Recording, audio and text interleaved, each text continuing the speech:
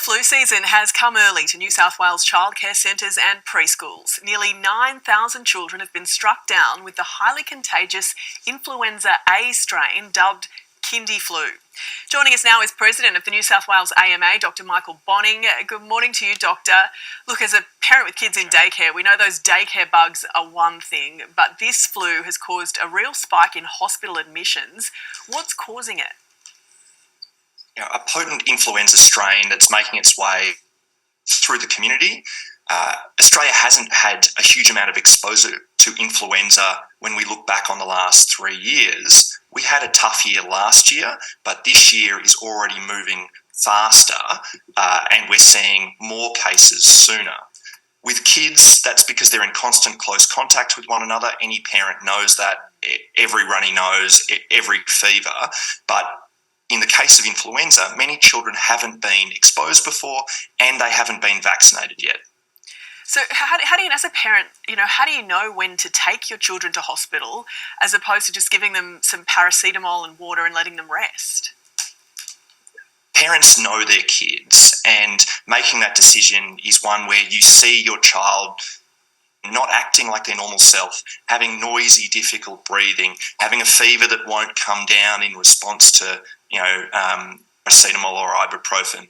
We especially think about influenza being more serious in kids with chronic medical conditions, things like asthma or they've got heart problems or, they've got some other thing that makes them more susceptible. Those parents especially know their children and know that they should be seeking hospital treatment if things are carrying on longer and they've just got that parental sense that things aren't right.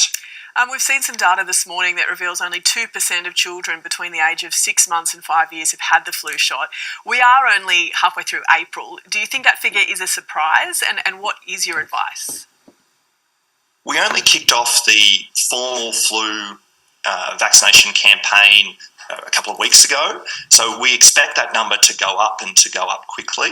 Now, the message about influenza vaccination is really strong in older people. We get high levels of older Australians getting vaccinated. They know it's important. They know it's going to keep them out of hospital. We see far less of that from parents with their children between the age of 6 months and 5 years.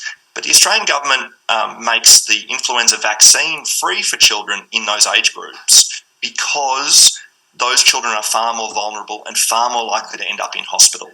Influenza is a serious condition in young children under 5.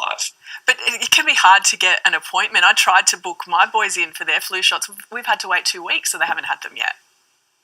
And that's exactly it. The flu vaccine and accessibility was only from the last couple of weeks. We've had a situation where there's lots of demand, and that's now needing to filter through with the number of appointments. If we have suddenly, as we do every year, millions of Australians getting their flu vaccinations, that's great, but everyone wants to get it in the 2 or 3 weeks that it's available. So we also have to be prepared and plan just as you've done and just as anyone can do, because this is a vaccination. We plan for it rather than do it in response to illness or injury.